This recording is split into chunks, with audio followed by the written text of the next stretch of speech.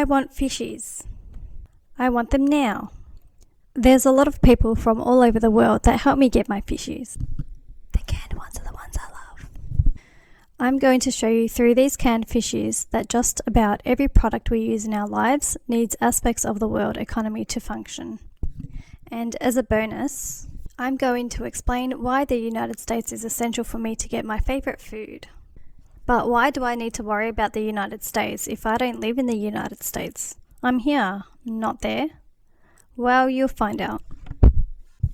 But first, the world economy. All we are talking about here are different businesses in different countries trading with each other their money for stuff and their stuff for money. A more accurate definition would be global production and trade of goods, services, and assets from different countries for an agreed price. Both groups should be happy with the trade. The group buying agreed to the price that was set by the group selling the item. Now, financial assets such as currencies, bonds, and stocks make up a portion of the world economy too. But the amount of time it would take me to include those in this explanation, I would be using up one of my valuable 9 lives. For now, we'll just stick to the trade of goods.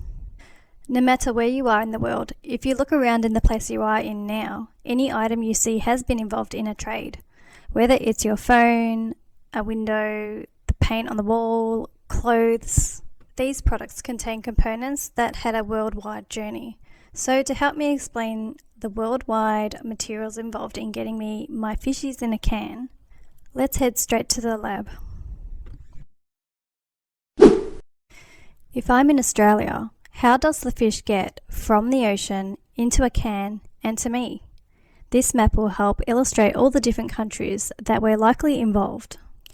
The fishies I'm referring to is skipjack tuna, which were caught off the eastern coast of Australia. How were they caught? Using a fishing boat that was probably manufactured in Indonesia. Think of some of the material and equipment used to make the boat itself, from the fiberglass, the fasteners, fixings and resin, the onboard fish freezer, the boat's engine, its propeller and navigation equipment, the line hauler machine which throws the net to catch the fish. And what is the fishing net made of? It's likely to be a nylon plastic net because of its strength and flexible properties. How is the nylon net made? Well, being a plastic product, it is made of a crude oil which needs to be refined and molded to produce the nylon netting. How does the boat go? It's not by human muscle. That will take way too long. The fishing boat needs its own energy source not only to run the boat to move it, but also power the boat's freezer, radar, and equipment. So the boat needs fuel, and that comes back to crude oil, which then needs to be shipped to the local oil refinery to turn the oil into diesel. Does this feel like a lot of detail? Because a lot is still missing. I haven't spoken about the mining of raw materials to make the boat, the transport of those raw materials, the transport of finished material, different materials coming together to manufacture, to make parts, and all the machinery, tools, and all the labour used in all these processes. And I don't intend to. It'll take a whole lifetime to get through every detail. There's no way I'm giving up one of my 9 lives to do that. I've got too much to do today anyway. But there is time to talk about the can of fishies. Now, the fish have been caught and they need to be frozen, shipped over to the cannery for the fishies to be canned. I quickly just want to mention that this cannery is like a factory of its own that needs people, machines, and equipment to process the tuna ready to be canned. Just think of where all their raw materials would have come from to create those machines.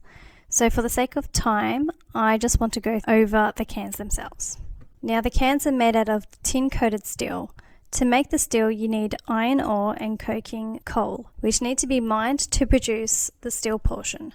These materials are then sent to a steel smelter to produce the steel itself. The tin is mined to create the coating for the steel can.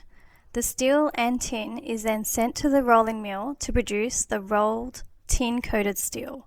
That rolled steel is now sent to the cannery to meet the skipjack tuna to make my canned fishies. So my fishies are canned, but they're stuck overseas. One last step. The canned fishies are packed in cardboard boxes which sit on pallets that are delivered and loaded into a container, taken to port and loaded onto a cargo ship where it journeys down to the national port where I am. The fishies are loaded onto a truck and sent to the distribution centre of my local market, where then my humans picks it up from the market and deliver it straight to me. A simple can of fishies is dependent on so many different people and countries to make it, and there are so many different machines and equipment that weren't even mentioned, as well as all the other countries around the world who could have supplied the same materials and products to get me my canned fishies. But what about the United States? We could see that they were involved in the supply of oil, but so were other countries. What's this huge role they play? Well, I'm so happy you asked. So we know each country needs materials from other countries to produce their own products to sell to themselves and internationally. But what are those businesses in those countries receiving when they make the sale? Money in their bank account, of course.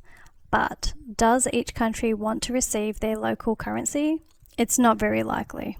If that was the case, businesses that buy and sell overseas would need to have a bank account in every single currency they use, which is not practical. It would mean that those businesses would have to constantly need to tell their bank to sell one currency they have for another and transfer it into the currency they need to buy other products, which every time they do this would come with a fee.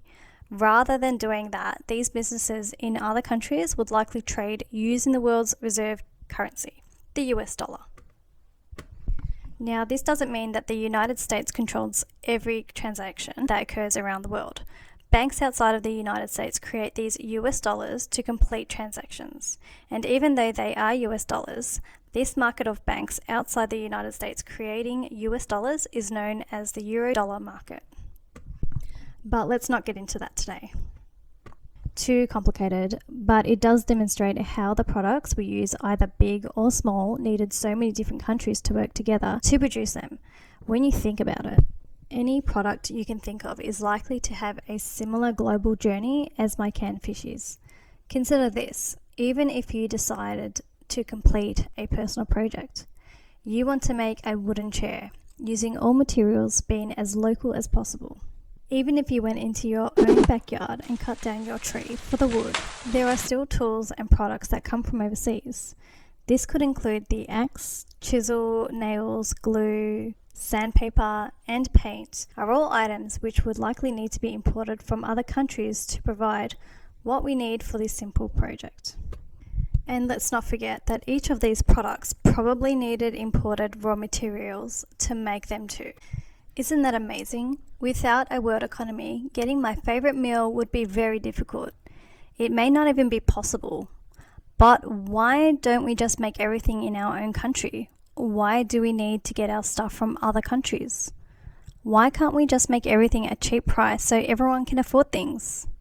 It can be done, but doing so won't allow our lives to be as comfortable as what they are now. That's another discussion for another day. I'm just a cat who is giving her opinion about how I think the world works. You guys are smart and are able to think through this yourself. And together we can all make sense about what goes on in our lives while hopefully understanding what goes on in this world to better help each other. So keep cool, stay humble, and be kind, even behind closed doors.